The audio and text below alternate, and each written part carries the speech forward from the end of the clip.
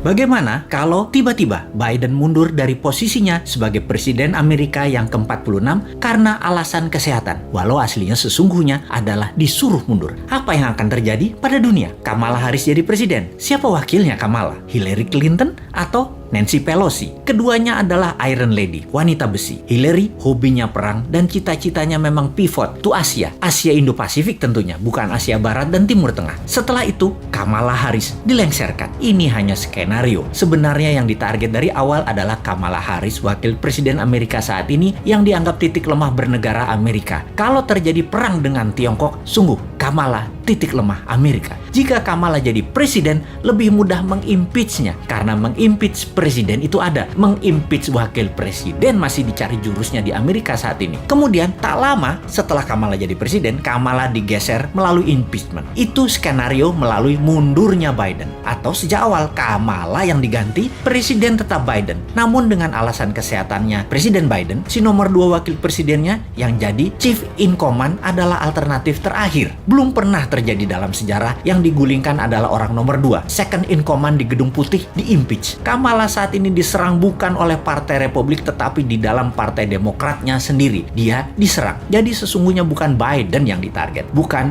Biden yang akan mundur, namun bagaimana menjungkalkan Kamala Harris oleh Partai Demokrat sendiri. Itulah kejamnya politik. Dia dipakai untuk menarik suara minoritas kemarin untuk pemenangan presiden. Setelah tercapai, ya minoritas tetap menjadi warga negara kelas 3 atau kelas 2 di Amerika itu. Kemudian bernegara di Amerika kembali ke tujuan awal, maunya para plutokrasi di Amerika. Plutokrasi adalah segelintir orang kaya mengendalikan negara. Plutokrasi dan oligarki di Amerika menggunakan negara untuk mencaplok negara lain dan merampok rakyatnya sendiri. Amerika itu negara swasta. Negara lawannya yang oposisi persis yaitu Tiongkok. Tiongkok negaranya dikendalikan pemerintah otoriter Partai Komunis atau negara partai. Itulah bedanya Amerika dengan Tiongkok. Indonesia, 7 presiden adalah negara partai, terutama 3 presiden terakhir, di mana swasta hanya dapat porsi 20%, yang 80% pemerintah. Nanti ketika new mind terjadi, maka terbalik. 80%-nya swasta, 20%-nya pemerintah. Indonesia jadi negara swasta, namun bukan swastanya plutokrasi dan oligarki, tetapi strong UKM. Itu bedanya.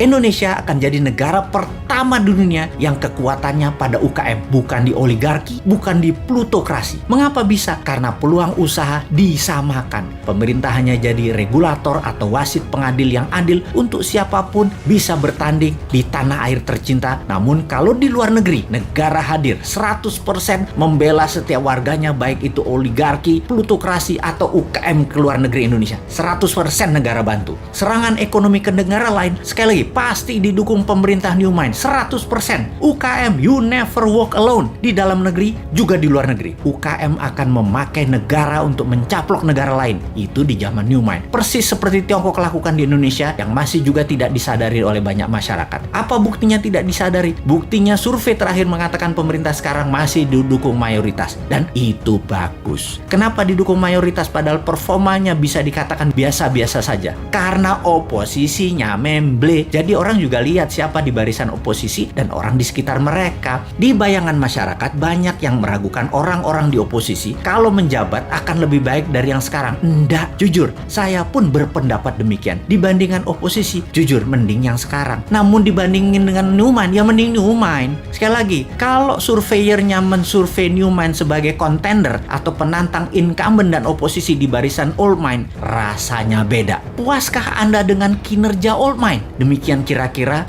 kalimat surveinya. Lalu dibandingkan dengan konsep New Mind, mana kira-kira pilihan masyarakat terhadap dua konsep bernegara itu? Siapa yang bakal unggul? Siapa yang bawa Indonesia 100 tahun di tahun 2045 menjadi negara superpower? Old Mind atau New Mind? Sekali lagi, sungguh kalau ditanya, di dalam Old Mind itu ada siapa? Oligarki di situ, politikus kawakan di situ, duit di situ, pejabat di situ, jabatan di situ. New Mind punyanya cuma semangat doang, tetapi berani. Kesimpulan, kita akan berhadapan di 2024. See you at 2024.